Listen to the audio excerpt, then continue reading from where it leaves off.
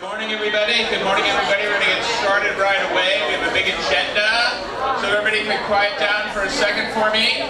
And we have a really, really great agenda for you today. I'm going to introduce the president of the organization, Fasano, who's got a few things to say, and then we're going to keep going.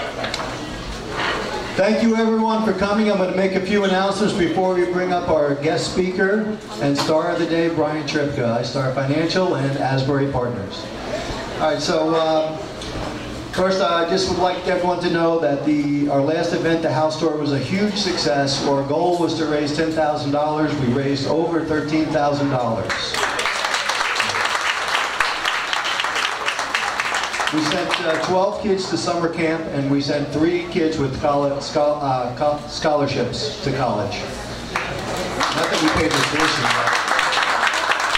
A couple of events that are coming up next month. Every month we have our monthly meetings. Next month's meeting is going to be with Dr. Lamont Ruppelette, the new superintendent of schools. And there's and there's also a school board election coming up, so we're going to give you a quick announcement about that as well. So that date is going to be Thursday, August 27th. Just check next door in your emails, and you'll get the details on where that's going to be held. Our September meeting, we're going to host Madison Marquette. Our October meeting is going to be meet the candidates for the school board elections, which is vital that everyone gets involved and votes for the school board. And then in November, hey, it's elections. Anyone want my job? It's up for grabs in November. If you're interested in running for a board position or getting on our board of directors and helping us, Joe, with some of our website design promotion so that we can continue to educate people in Asbury Park and move things forward, get involved with our board. Okay, so next I'm going to bring up... Pat, they can see me. I've got all the forms if you want to apply to be on board. Yes, if you'd like to be on the board, see John. Hi, for those of you who don't know me, my name is Barbara Lisinski. I just want to do a public service announcement. As Pat said, November is election time. Board of Ed is up also. We changed from April to November. Just as a fun fact, I just wanted to know that people that did vote last election, 600 people did not bother to go to the bottom of the ballot and vote for Board of Ed. I just want everybody to know that it's very important, whoever you pick, and to make sure that people you know vote, go to the bottom of the ballot, because that's where the Board of Education members are going to be. I want you to also, I'm going to leave some absentee ballots. You can mail them in. It's very easy if you don't want to go to the polls or you're going to be away. And also voter registration. If you have a house here, you don't live here, you might want to consider voting here, because here you can win an election by 12 votes, 5 votes. It's happened. Your vote is very important here in this community. So if you have a change of heart and you live somewhere out of state and you want to register, please do so. It's very important. Thank you.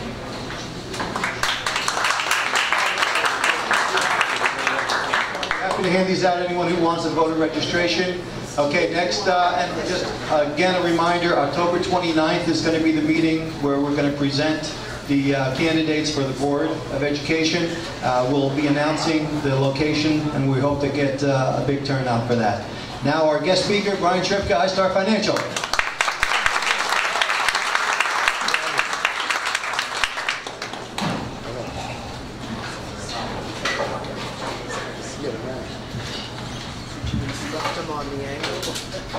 I'm a lefty.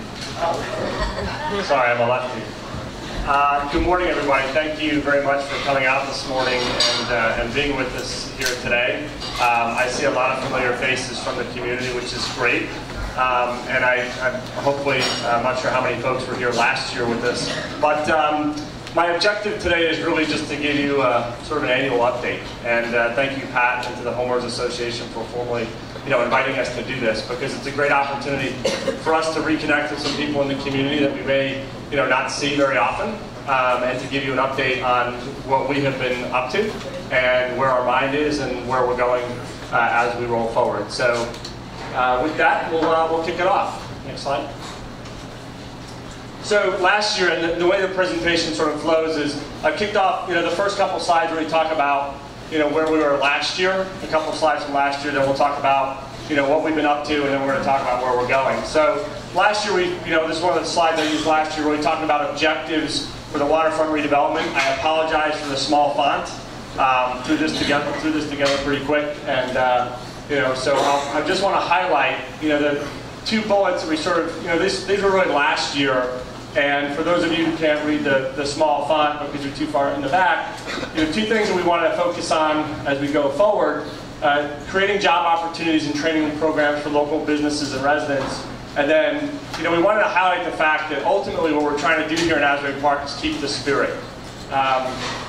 There's a great history. We always talk about the history of Asbury Park, the eclectic nature of the community. And so for us, as we think about our key objectives, we probably haven't been articulating that as much as we should be, or we can be. So, we've added, I sort of added 2 new bullets to this slide. And then last year we also, next slide. Last year we also talked about, so we talked a little bit about keeping the spirit. Next slide. And, our goals: revive the waterfront. And then don't rush it. We talked about the idea, next slide, of also getting the message out. So these were some of the slides we showed last year, and we said, okay, these are sort of high-level iStar's goals for the waterfront redevelopment. Go ahead. And then this was one of the last 2 slides we showed. We said, July 2014, more to come. We showed a photo of this, and we showed a photo of the former Esperanza site. So let's jump one more slide ahead. I'm going to start talking about what we accomplished over the past year. It has been a very busy year for iStar. For those of you who may not have been following us too closely, this year, since last year at this time, we received municipal approval and started construction, or about to start construction, on 3 projects, which I think is really fantastic. I mean, most of the time, in my experience in New Jersey, the development process takes quite a long time. Since July 2014, we've been able to get Canadian homes in the ground over at South Grand. I can't share specific numbers with you, but I would tell you that if you're interested in buying, you probably want to get there pretty quick. They're doing very, very well. They opened for sale in May of 2015, and we're very pleased with the progress they're making over there. So that was one of the projects. In May, we formally started the go-forward construction process on our new hotel, which will be I believe, the first new hotel of this size in more than 50 years in Asbury Park. So we are extremely proud of that project. The Salvation Army building has been sitting vacant since 2004, and so we're happy that that was one of those buildings that we could save. And then finally, last week, Council approved our tax abatement program for the Monroe condominium project. And what that will allow us to do is actually start construction on that 34-unit condominium project in August. So we're very excited about that. And the one takeaway that I want everyone to think about, 3 projects in 1 year, but what it means to the bottom line. And that is collectively, or I'm sorry, actually on average, these 3 for-sale projects will bring in 10 times the tax revenue than the vacant land. So,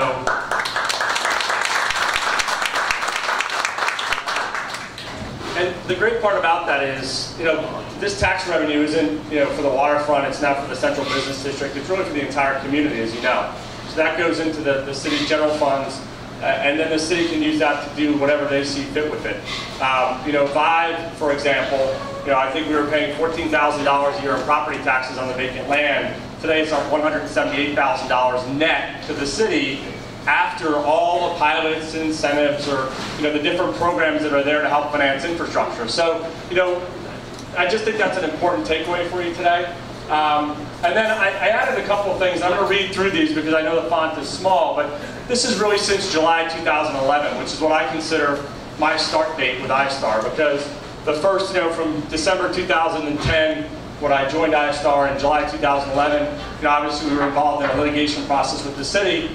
So July 2011 is really when we got started. And I want people to understand, the big picture. Today is not just about the individual projects. It's about, iStar doing a better job sharing the big picture with the community. Because we've been doing a lot of little things, but I'm not sure we've done a good job sort of connecting the dots for everything. So I'm going to read through these fast, but since July 2011, we've completed 18 separate property acquisitions in the waterfront. we've basically grown our land base from 25 acres to 35 acres. And what that does for us is that it really demonstrates our commitment to the community. It also helps us plan better because we have a different land base that we can work with. So as the market changes over time, it provides us with flexibility as we move forward. We've also publicly announced our intention not to acquire any more properties via eminent domain. So if you're a small business owner or a small property owner, you know that the master developer is not going to go to the city and say, we'd like to acquire this property via eminent domain. We have removed 25, we just did our 25th, I'm very proud of that. It was over on 2nd Avenue, up by Porta. Our 25th old and vacant building finally came down. I think that's really important as we try to change the way the waterfront looks and it feels when people show up, is to get rid of buildings that don't belong and that are vacant, and then to replace it with landscaping or new construction, and then being mindful to save the buildings like the Salvation Army when we can. Some numbers, because we don't usually talk about numbers, but I wanted to share them with you. iStar has invested more than $2 million at this point in new landscaping. So the sod, the grasses, the little white post and chain that you see, $2 million since 2011. We have invested in the community more than $8 million of local labor and vendor contracts. So that's us hiring Burke Construction or using Atlantic Architectural Millwork to buy our windows for Vive. Those vendors, those businesses hire Asbury Park residents. So my point is that we are creating jobs through the contractors and the vendors that we engage in business today. We installed, and it's actually going on right now, we've installed about $10 million of new infrastructure. And that's important because prior to 2012, there had been no new infrastructure in the waterfront since 2008. So as a result of the infrastructure financing program that the council passed in 2012, we immediately got to work. And what that means for the community is over $10 million in new streets, street lights. When I came here, 30% of the lights didn't work on Ocean Avenue. If you look at it tonight, or you go on the islands, you'll notice that all the LED lights work. Most people don't know that iStar led an initiative with the city engineer to convert all the old light fixtures to LED, which ultimately saves the city money. Cost us a little bit more up front, but that was a conversion process that included more than 150 lights. So, it just sort of happens, but I just want you to know that we're thinking about that type of stuff. We have paid more than $2 million in connection fees for our projects. That does not include the $4 million we paid in property taxes. So, every time we start a project, we pay our connection fees, we pay our building permit fees. Those all go to the city. And things I'm really most proud of, though, when you the numbers are the numbers, but we created the Summer Ambassador Program where we hire local residents and teach them about hospitality. You'll see the ambassadors walking out in their blue shirts up and down the boardwalk. And then we partner with local organizations such as the Boys and Girls Club, Summertime Surf, Free Ride. We're trying to partner with local businesses that share our goals. And I'm very proud of our participation with those organizations to date. So let's start talking about what's happening. All right, next slide. Okay, so first impressions matter, right? Went through a lot of facts on the previous slide about knocking down buildings and this and that, but really why? Because first impressions matter. This is actually Heck Street. You see Wesley Grove in the background. And this is while it was under construction, and it's an all new. It's entirely new street today. The overhead utilities are gone. You have new street lights there. Obviously, landscaping. Putting that money into landscaping when residents or come down to the waterfront or visitors come here for the first time, we want them to have a good impression. Next slide. And better things are happening. I think that's the one takeaway that I want people when they come to Asbury Park. It's such a fantastic community. You go down to the Central Business District, there are so many good things happening, whether it's on the west side, Main Street, or in the waterfront. I want people to know in this room, and everyone in this room, to really feel confident that better things are happening and good things are going to continue to come. Next slide. So, I debated on whether I should put this slide in here. but it seems to be, the infrastructure financing program and pilots and tax abatements are always a very hot topic. And so I wanted to just sort of take one step back real quick and talk about the deal that affects the waterfront, the infrastructure financing program, because it's not unlike it's unlike any other pilot, for the Savoy Theater or for other businesses downtown. I need you just to sort of remember a couple things about the infrastructure financing program. Obviously, the city would benefit from the installation of aging infrastructure or replacement of aging infrastructure. You have to know that these bonds in the waterfront are non-recourse. Means there's no obligation for the city to pay. Like they're city bonds, but what would happen, it does not impact the city's credit rating. It does not count against the city's general obligation, and that's important because if the bond, let's say the market turns down, and that bond is out there supporting the infrastructure, ultimately it's supported by the homes that are being built, not the existing homes. And the third-party bondholder, the person who bought the bond, in this case it's iStar, we're the ones on the hook. So what happens if the projects don't get built means that we don't get paid. So what we're doing in the waterfront is using infrastructure. It's simply a matter of financing the infrastructure in a different way. And throughout the entire program, the city is getting their fair share of municipal taxes on the for sale housing. So, you hear about pilots, you hear about tax abatements in the waterfront. You just have to know that these bonds are non-recourse to the city. It does not affect the city's general obligation. So when the city floats an EIT bond on an infrastructure in Main Street or the West Side or some other part of town, that impacts every resident in the community. Your sewer rates go up, right? In the waterfront, if the city puts out a bond for infrastructure, it doesn't touch the existing tax base. It only affects iStar, and it affects the new homeowners that we're bringing in. So we're asking new homeowners to pay for the infrastructure that will benefit them, okay? And it's just a really, I really didn't even want to put this slide in here because this program has been going on for quite some time, but I just thought it was an important point for you to understand. These bonds are non-recourse, and they don't count against the city's general obligation. The bondholder is the person that's taking the risk. In this case, it is iStar. We are buying that bond that the city's issuing. So we are essentially betting on ourselves. Next slide. And to me, this is one of the most important slides of the presentation. The proof is, it's working, right? Go back a few years, this map, there wouldn't be one number on it. What this map actually represents today is all the different development activity that iStar has going on. So when you come down into the waterfront and you see Vive or you see South Grand, that's not always the way we look at things. We constantly look at the big picture. And so if I were to take all of our development activity and put it on a map, this is what you would see today. Flip to the next slide. And this is what it breaks down to. So everyone knows, I think we talked about Vive enough. We know that South Grand is going on. We now have the hotel under construction. Everyone, I think, probably knows we now own Asbury Lanes. It's still operating right now, but we officially intend to shut it down at the end of September. It needs some improvements, and in order to do that right, the only way we can do it is shut it down for a period of time. Ultimately, we will connect Asbury Lanes with the new hotel. We have Monroe, the condominium project. We're going to skip over the Esperanza site right now. And then the rest of this stuff really talks about things that iStar is doing or we have in planning. So we were talking about an apartment project on Kingsley Street that we haven't really unveiled yet. We're talking about some live-work units and residential, some more townhomes, and then just some other things that we're up to. But this is, on any given day, what's on our radar as I sit in my office at 1100 Ocean Ave. Go ahead. So Vive I just put up here for the big picture. Everyone pretty much knows about it.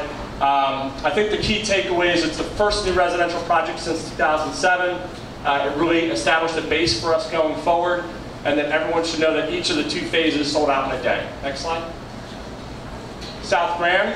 This was important because South Grand, not only did it bring some new housing to the community, but it also showed an ability for us to attract new developers. Post the housing recession, a lot of times there are negative perceptions about Asbury Park or doing business in Asbury Park and it being difficult to do business.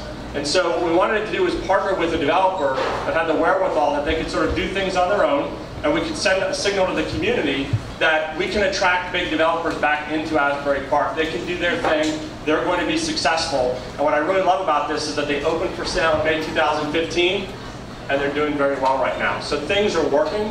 Next slide. And that leads us to Monroe.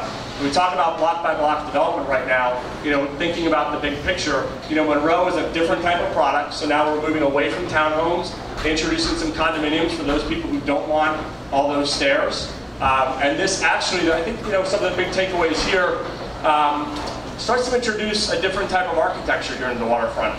We hired Chad Oppenheim from Miami. It's great. Chad's actually grew up in Holmdel, so 20 minutes away. He's a local Monmouth County guy. He went off and has done great things and has a business headquartered there in Miami. But I will mention that, I guess as a result of our partnership, Chad is now opening an office in New York, which is great for us. And I think you can start to see the architectural style begin to change. And that's one of the key takeaways from Monroe. Introduce new product, smart design, elevate the architecture. Next slide. And the hotel. One of the things you're about to learn, you're about to start hearing more information on the hotel very, very soon. We have the website landing page is, we're about to kick that off here in the coming weeks, and then from this point forward, so when this hotel opens in May of 2016, you'll start to see a steady stream of information as we get ready to open this. I'm very excited about this because, one, it's the first new hotel of this size. The building's been vacant before. I like this because it shows that we've saved the buildings that are really worth saving, right? A lot of the buildings we tore down were too far gone. The building on 2nd Avenue had so much damage to it. There's probably problems of vandalism and stuff like that. So we'll take down the buildings that are problems, and then we'll work to save the ones that we can. This architect here, we brought in Paul Taylor and Stonehill and Taylor from New York. But for those of you who are not familiar with that firm, they designed the Ace, the Nomad.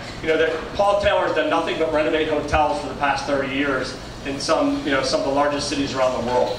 And that's the type of architecture, that's the type of significance that we're trying to bring to the community here. We think, we're not, we said, I think since 2011, but we want to create a world-class destination, preserve the unique history. And when you look at this building, right, we did preserve, I think, probably 90% of the existing structure. We're adding rooftop bars, and we added a glass greenhouse feature on the front. So this is 110 keys.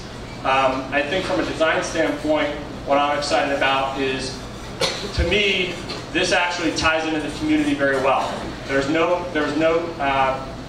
dedicated food and beverage, there's no dedicated F&B piece here, so there's not going to be a prominent restaurant. This actually would get its food from the community.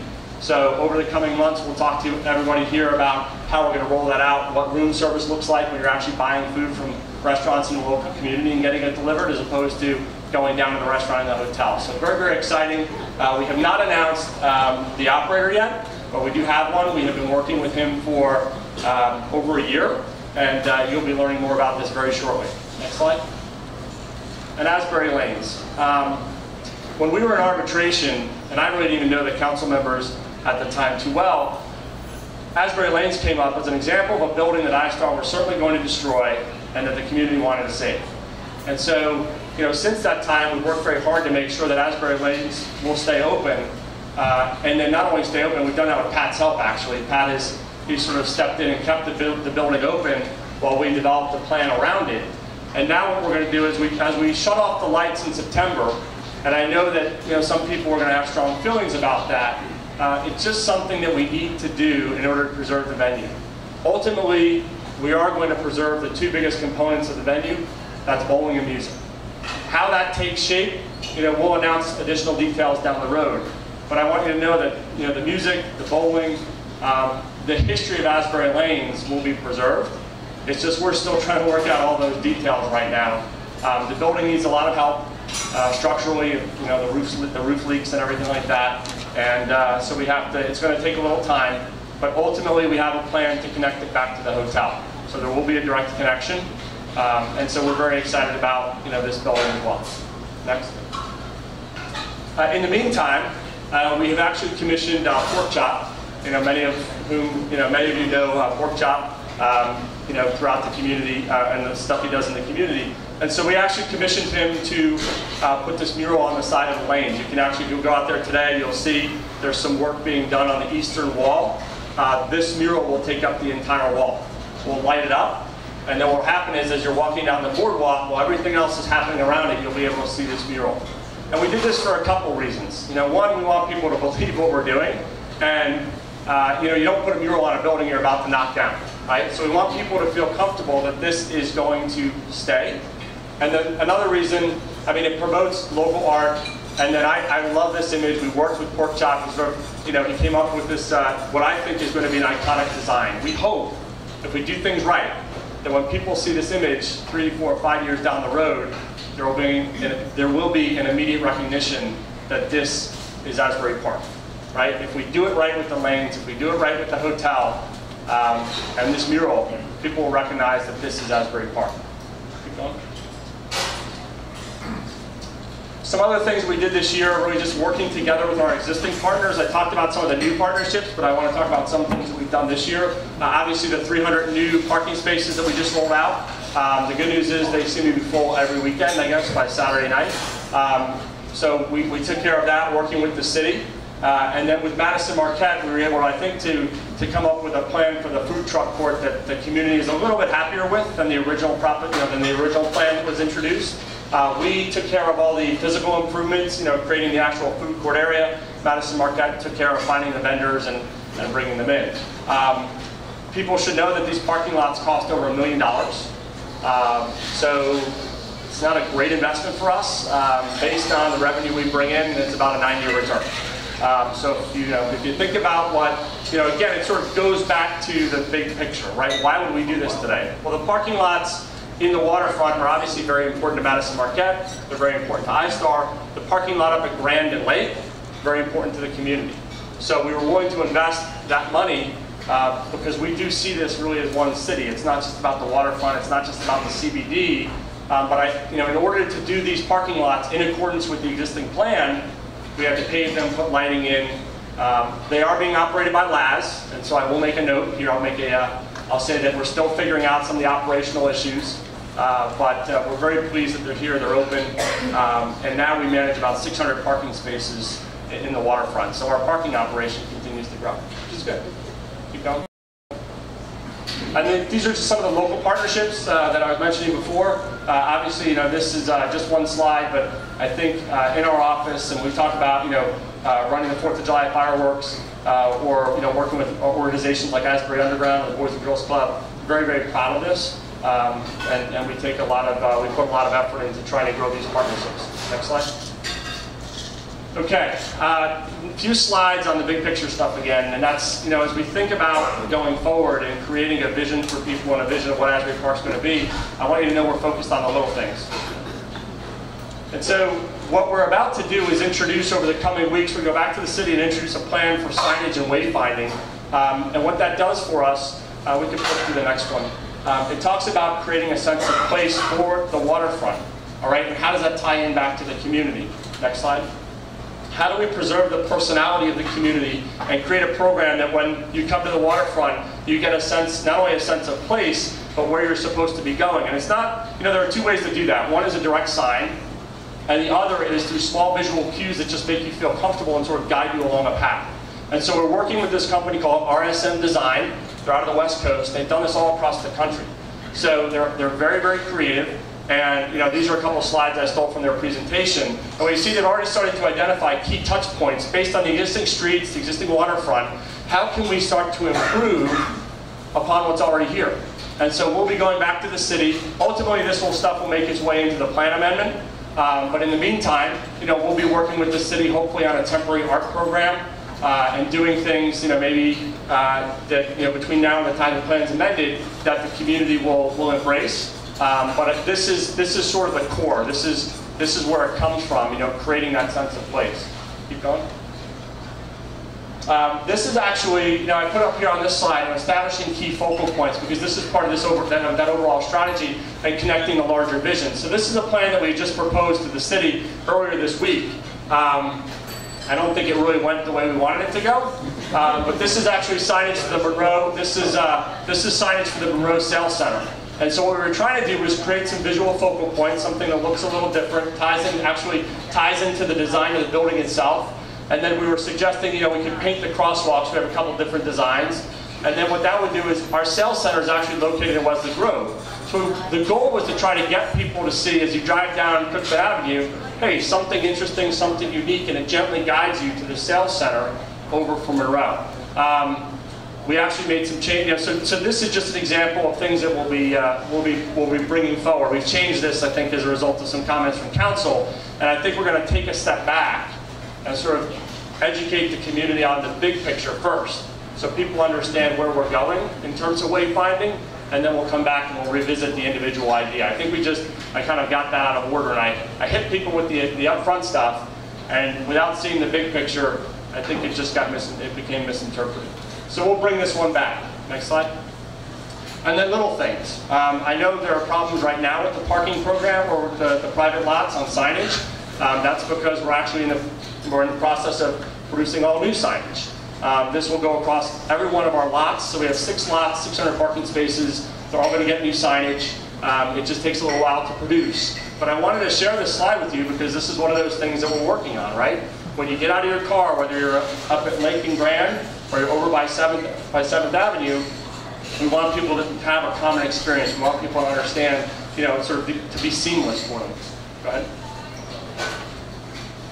And then, this one I love too. This is something we're going to talk about over the coming weeks with the city.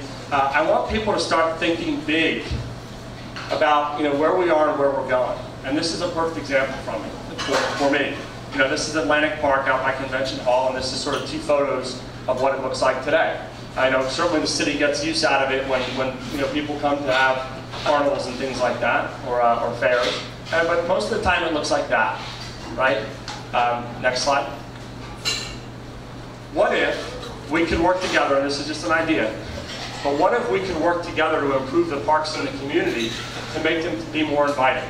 If you think about what it looks like today, and I invite you to go walk over there, and spend some time in the middle of the hot, on the dry grass in the middle of the day in the hot sun.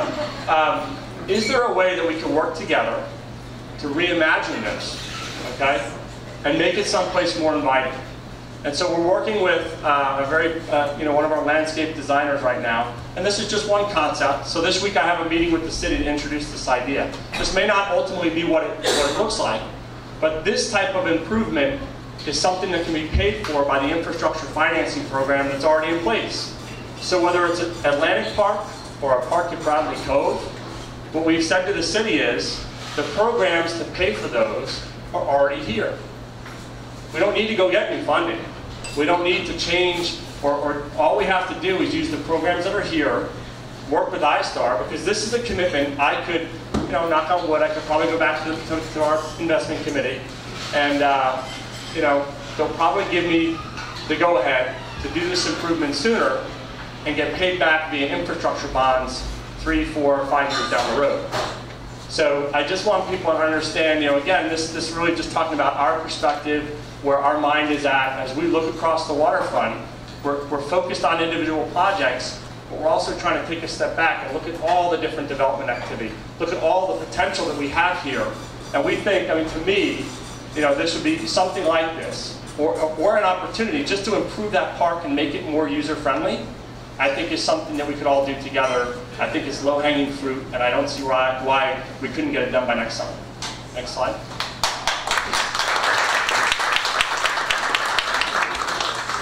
So, good news is I only have like 3 slides left.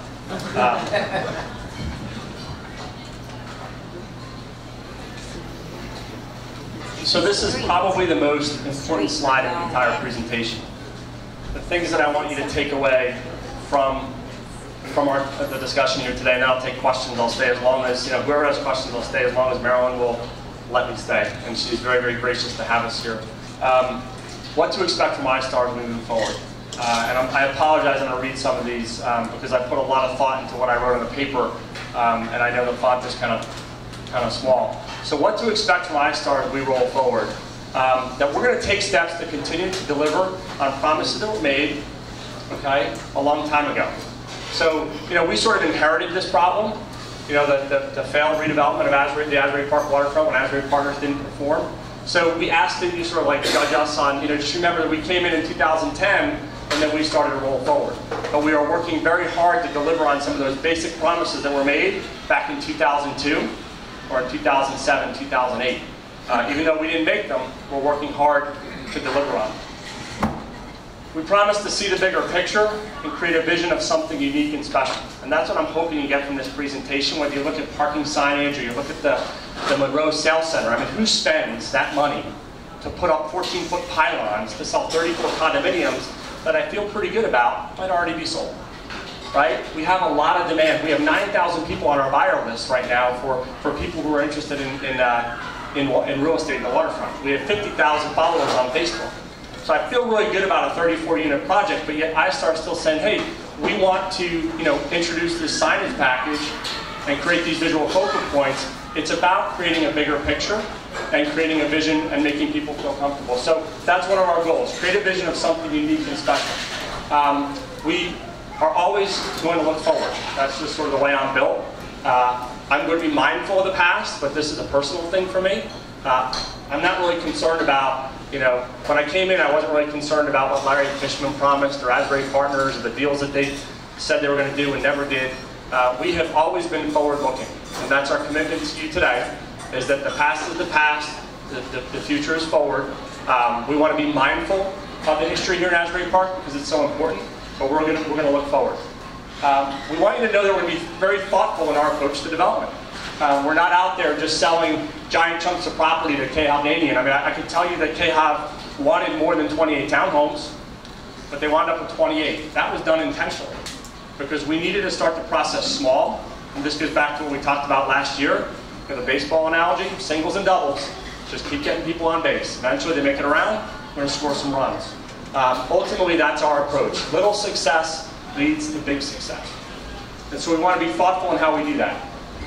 And then when we look at parks, when we think about solutions, to stop accepting the status quo and really believe that collectively we can do better, right?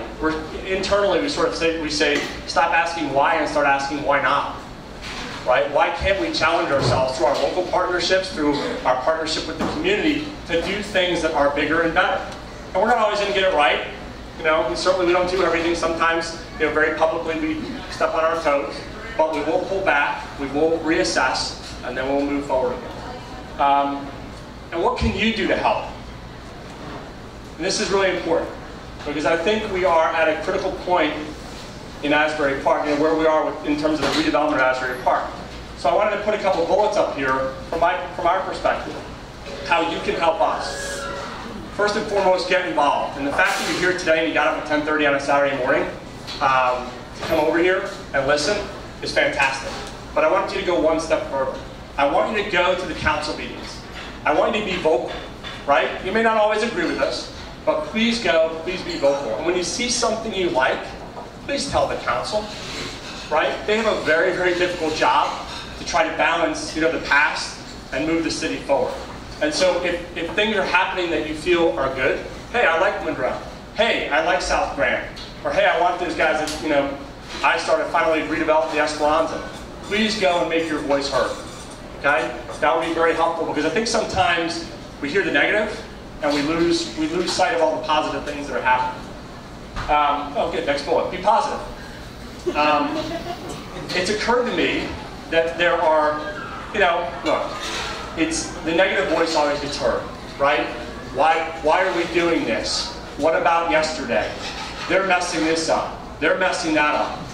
That's one approach to take, okay? Or let's work together. Let's take a different. Let's turn the page and just be positive. And say, why not do this? Why not think big?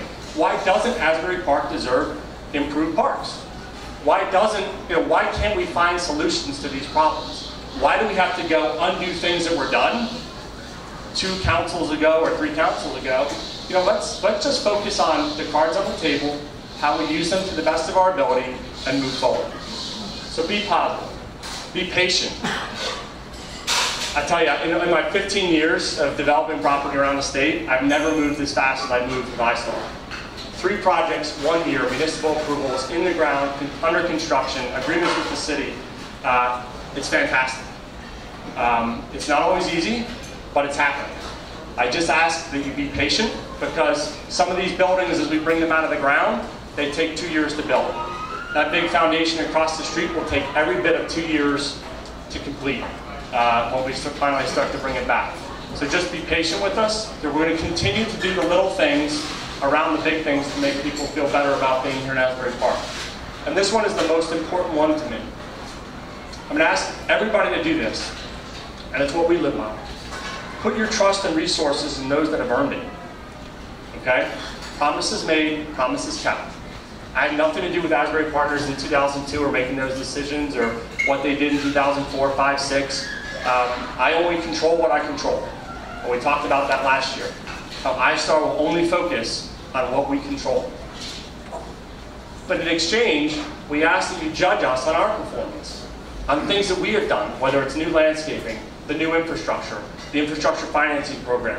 Good things are happening here, and I think this is an important bullet point. So, I just wanted to, I wanted to put that up there because I think that's how we sort of break through to the other side here. That's how we make things really great. When you say, hey, you know what, I'm going to judge everybody on what they're doing and what they're not doing, and then we're going to go ahead and we're going to partner with those people. This is what we do, internally. We want to focus. We want to partner with best-in-class developers or other organizations that we know are going to elevate our own game. And so I just ask you to do that in the community as well. Next slide. Maybe should I put this one in here? This may be a question that people bring up. So I don't really know what else I should say, except for it's going to be a couple good weeks. All right? Just watch the news. We have plenty more good things coming. All right, and with that, I just want to thank you, and I'll take any questions that people have.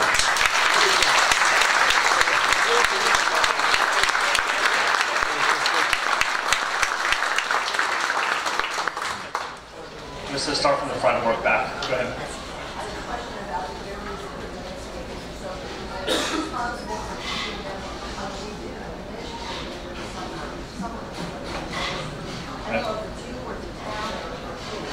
Okay, this answer is good for me, might be bad for other people, but I'm sorry, the question was who's responsible for maintaining the landscaping that's installed? So when you see the grasses and the pea gravel and the sod and all that stuff, because some areas look really bad and some areas look really good. I'm not going to tell you who maintains what, but everything we install, we maintain. We also, at this time, correct me if I'm wrong, we still maintain the city islands here in the waterfront, correct? So even though those are city islands, we maintain them. So it's our contract with our landscaper that takes care of those, because we were sort of unhappy with, look, and the way I look at landscaping and things like that, there are going to be a lot of little trades here along the way, right? Good partners do that. If the city is struggling in a certain area, whether it's, or maybe our development partner with a development approval on a food court, maybe we can work together and move it to a different area and come up with a plan that's ultimately better for the community. It's still only temporary. So to answer your question, anything we put in to include the city islands we maintain. I will tell you that we are in discussions with Madison. You'll see some stuff going in on there, in front of the water park and stuff like that very shortly. We're just sort of behind. So we are working with Madison to address some of the other landscaping issues. And then there are some areas that the city maintains, but more and more of the landscaping as we put it in is just maintained by us. I think your park designs are absolutely fabulous. But I also look back and I see what also makes this short town unique. The carnival, the Pride Festival, and other events that happen in the park. And it seems to me that with all the gentrification, which is wonderful, as also homeowners and for investors, it's great. But where are we pushing these other venues if we're taking all this space and making it really wonderful, I mean, and pretty, but there's not going to be any land for all these things that also make a short town, and these other venues that people come to Asbury Park for its uniqueness and its diversity. Great question. So the question is, hey, and I'm going to speak for you, said he liked the concept on Atlantic Park, liked that design, or said he liked the idea of improving the park. But what happens to all the traditional shore experiences, the carnivals and the fairs? Do they get displaced if we redo the park and make it, put more trees in there? How do we work with that? I think it's a great question. I'm glad you asked it, because the answer is it's part of the dialogue between us and the community, right? And maybe the guys from iStar put in a couple of parking lots on the north end that could also serve, as places for carnivals and stuff like that. So we own those parking lots. We can shut them down. You can put a carnival there. That's another discussion with the residents of North Beach. I don't want to say that we're doing that, okay? We're not doing it. But I'm just saying that whether it's Oyster Fest in the casino parking lot or a carnival on a parking lot, and quite honestly, I'd rather have a carnival on a parking lot because it's a heck of a lot easier to clean up. The carnival rolls into that crap, it just destroys the property. And you get a $200, special event permit fee from the carnival guy, and he's like, hey, we're good. And then the city's left holding the bag, improving a park that was just destroyed on one weekend. So it's part of the dialogue between, I think, in our role as master developer and the city. Before we do that, what are the impacts? And I think if Tom Gilmore, I'm going to call him out and say that I've already spoken to Tom Gilmore at least once about this issue. I think, as we, where are we today on the timeline of redevelopment, and what does that look like? Does the city want to continue to encourage to bring those types of venues in? Or as a community, is the city saying, hey, you know what, we have so many special events, like we don't need another carnival. It's just part of the dialogue. But we could, I think we just have to communicate to make sure that everyone understands where we are in the process, so that when we pitch that plan and we go shovel in the ground, no one feels surprised. Does that answer your question? I mean, it's wonderful, and for all of us who have investments here, to see the gentrification, to see the property values keep going up. But then there's this whole other community that we talk about outside of us that also makes us unique. And what happens to the venues that we provide for other people? Do they just go away because everything on this part of the Asbury on the east side just becomes very affluent and very, very... Yeah, look, I think it's a good question in terms of, but that's for the community to decide. If the community says, hey, we love the fact that we have those carnivals come in and we love the way the park looks today, I'm out. I'll back off. I'll be the first one that I can do. We don't need to make that investment. We, quite honestly, the guys in Europe, I don't need to make that investment up front today. But I believe it's in the best interest of the community to figure this type of stuff out. So it's just a dialogue. We were here last year, holding up some signs that were pretty nasty. Yeah. And talking about I still have them, by the way, in my office. And you talked about education being positive, talking about Asbury. That's the people here. Yeah. And you guys have done some great stuff. I'm a big fan of everything you said. So I'm sure you, and I hope that. Sure, absolutely. And you guys, you're not doing enough to talk about what you're doing to kill the misinformation that's out there. Okay. Now this one, it's you yourself. I see you with a lot of thoughts on it. Okay. But you're out the door before the end of it. And maybe you need to start thinking about, okay, we've laid the groundwork, and we really need to hire a publicist. Yeah. You guys are opening up an office, a new office. And the one you have right now is not very inviting. People hear something and they don't know if it's true or not.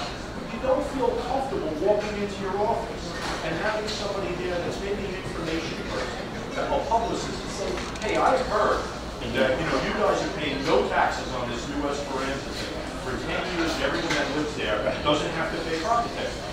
And with the pilot program, you're educating people, but it's in a small room. Right. And maybe you can think about doing the publicity and the information a little bit better. Because we are positive, we are out there promoting it, and we welcome the information. Okay. Great. Well, look, I guilty as charged. Okay. I'm not going to sit here and tell you that I've done, we at iStar have done the best job of getting our voice heard in the community. The only comeback I have is I have a small team, and we're kind of we're busy. Interns. What's that? Interns. Yeah, look, I think, I agree with you. I'm gonna start at a high level and say I agree with you. We need to do a better job of doing stuff like this, okay? And that's why I'm very thankful to Pat. I'm extremely thankful to Marilyn, who opens up her restaurant for us today. This is obviously a big crowd, and so this is this is a sacrifice for her to sort of have us in here. But I think as we roll forward, we are doing a better job. I don't think you've seen it. I think you're about to see it. Like I said, watch the newspapers. We're about to go big time. So, but we can do a better job, and we can. I mean, I just have a small team. We've been very busy, but it's no excuse. And at council meetings, I don't look at that as the forum necessary for me to get up and start to have a back and forth with city council. My door is always open. My cell phone number is really out there. That's what, quite honestly, I look at a council meeting as an opportunity for some of the people in this room to get up and sort of deal with the people who are the constant naysayers, right? The people who I would like them to come to the council. I don't want to take. I can go talk to city council. I'm here almost every day. This is all I do for iStar. So I can go have meetings with city council and key stakeholders. I would like to keep, at the council meetings, I would like the council to hear from you, and that's why I put it in my slide. But we can and we will try to do a better job. I don't know exactly how I do it yet, but we will try to do a better job of getting our message out. Other than Miramar, well, last year, east of the Miramar is a lot that's filled with every piece of junk you could possibly imagine, almost like a construction site. Yeah. And north of it is an empty lot that seems like filled with railroad cars.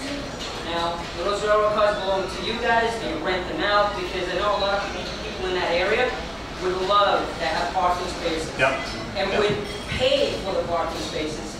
Because, I park 3 blocks away. I live in the Miramar. And I heard, I don't know if this is true, but that new parking lot that was built, you guys sublet 20% of that to Berkeley? We did, yeah. Okay. Well, okay, so great, and thank you for your question. I mean, this is an issue that's come up before, so let me address it here now.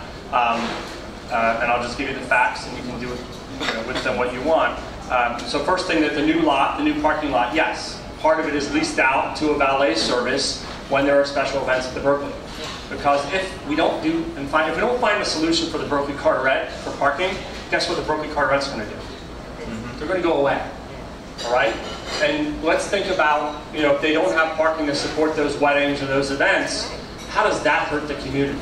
So when we were designing a new parking lot and understanding that this is the city's position is the Berkeley Carteret cannot park on private property unless it's an improved parking lot. So the Berkeley doesn't really have was not going to invest in a new parking lot on someone else's property. The city was shutting down the temporary parking on gravel lots. And so the Berkeley was sort of left, and while everyone sort of pointed the finger at each other, the Berkeley was losing events, which ultimately in my mind hurts the community. So I just connected the dots and said, hey, we're going to build a new parking lot. If you guys want to lease the parking lot for your special events, you can lease it. And it's done on a nominal basis. I mean, just parking doesn't make money. It's not a parking business for us. It's not a really not a big money-making venture. But yes, the Berkeley does lease part of that parking lot, and it was done with the intent of solving the problem. Keep the Berkeley up. We don't have other options for the consumer. When people come to Asbury, they have the Empress and they have the Berkeley, or they have a bed and breakfast. And I don't think that's not right to me. So what's iStar doing? We're building a hotel. But it's not done yet. And so while it's not done, what can I do in my position to help sort of connect those dots and alleviate a problem? So that's the Berkeley. With the parking lot behind the Miramar, did you plan those Connex boxes, those container boxes, are actually filled with your street lights. So you have hundreds of thousands of dollars of brand new city street lights, and they're sitting in those boxes locked up, waiting for the guys from iStar with our subcontractors to get them. I don't have a place to put this stuff. So, there is a construction yard on 8th Avenue. I have talked with the mayor and certain selected members of city council about putting up a temporary facility over there for municipal purposes, so the city could park some emergency services vehicles there as the north end gets activated. We could put up a giant temporary shed that would sort of get all the mess inside, give some of that space to the city for emergency services, and then help the people who live in that area so they're not looking at what is a very visible eyesore. But I have to balance that investment and the negotiation of those agreements, because that's a lease with the city. I have to balance all that stuff with this, and ultimately what's more important in the community.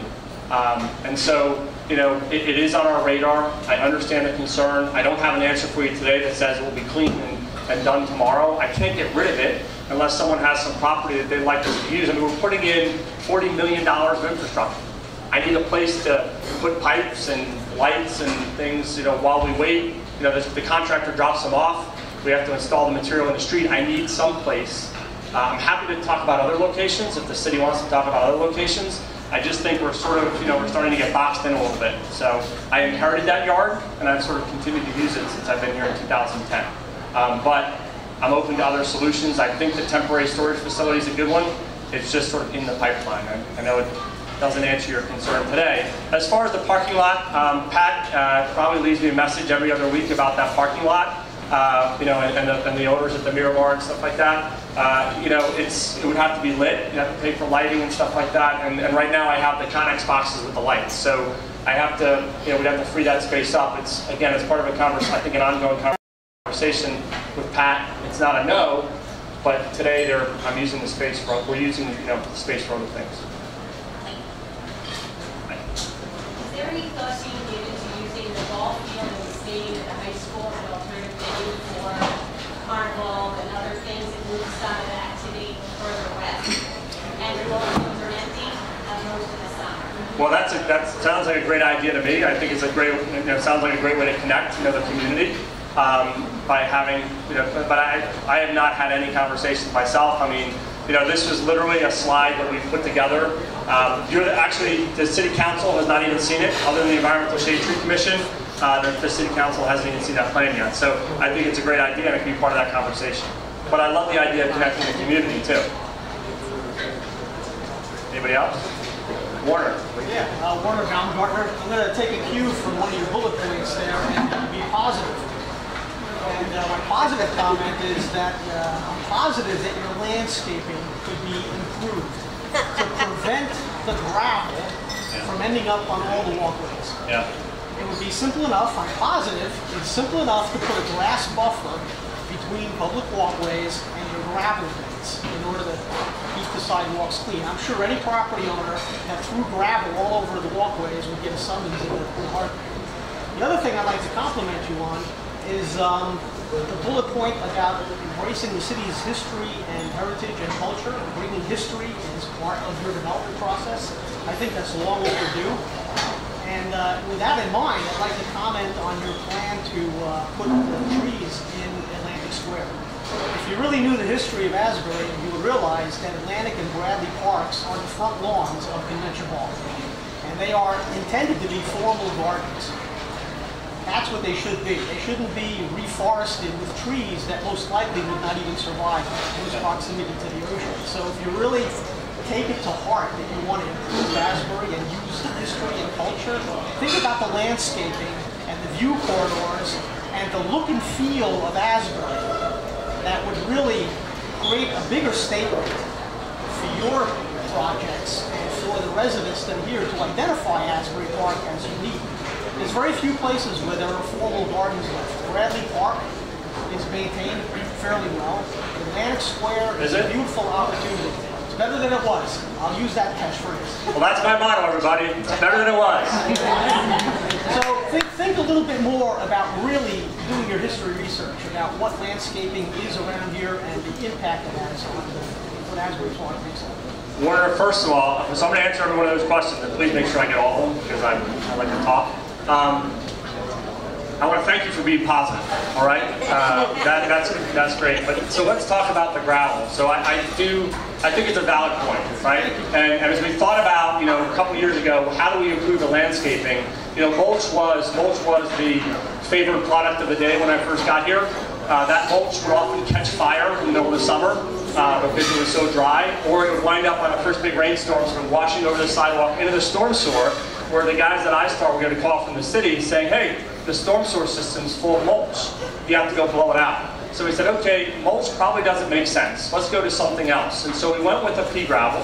And here's to your point, we can do it better, right? So what do we do now? We have a maintenance crew that goes and hits all that.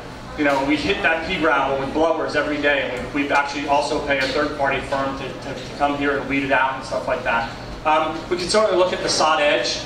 I think, obviously that's spending more money. I'm trying to improve areas that I haven't touched, and then I'll circle back, right? It's sort of like 80% solution, tighten it up, come back. Tighten it up, come back. So in the meantime, I have a short-term fix. I have guys out there with blowers. I can't control the kids that pick up the gravel and throw it. I will tell you that I am confident that if I deserve a summons, I get it. All right. I probably have a record at iStar of having more summons. You know, if there's an issue, I got a call. Saturday, Sunday, whatever. I guarantee you that. So we will look at. We'll talk to Malone Bauer. We know that, look, it's just a matter of money, right? What do? Do we improve? You know, right now this week we're going to start putting that same sod and grasses in front of Asbury Towers, right? Why? To keep people from driving illegally across the property. We went to the folks at Asbury Towers. We have their blessing to do this. We're not saying we're going to build there yet, but we're just going to put some grasses along the street edge. That money, I'd rather put money there because it looks really, really bad, and I'll circle back on the pea gravel. So that is a very good suggestion. It's something we're struggling with. With respect to Atlantic Park and Bradley Park, I'm glad you asked this question because, you know, poor Dave hears this from me. David Fergal's our development associate, and he hears it from me every day. Here's what I'm asking everyone here to do. Let's write a new history for Asbury Park. Let's be mindful.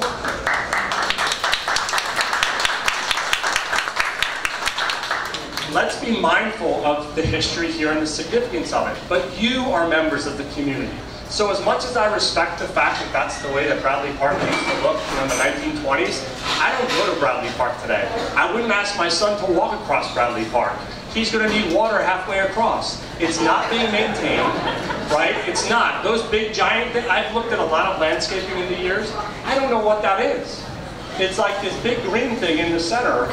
It's some sort of bush. I'm not sure who maintains it. I think the city, I guess. But my point is, I'm asking, can we do better? Right? Can we at least have a conversation, recognizing that this is the way it used to look? But what if the community decides? What if the community decides that they don't want that anymore? What if the community decides that they don't want all those trees, they want a third of them? I'm all for that. And I'm okay with that. And I'm okay with the fact that it used to look like one way in 1920 or 1930, and the community has decided what it's going to look like going forward. So I think I don't want to just do things because that's the way they were done. It's just not, I don't believe in that. I never have. I would like to engage the community in saying, why can't we make this better? I think that was all the questions, right? I just have one. The new property on Monroe, where is that being built? Right next to the Canadian site. It's at the corner of Peck and Monroe Street. So they're out there. It's right up here off Cookman, and it's right by the, you'll see the Canadian townhomes. It's right behind that, right along Peck Street and Monroe Avenue. Thank you. All right. Yep. Gotta go? I think if people really want to ask some questions, I think I can talk to you. Sure. Okay. We got to let Carolyn have everything. Okay. So if anybody has any more questions. Thank you very much.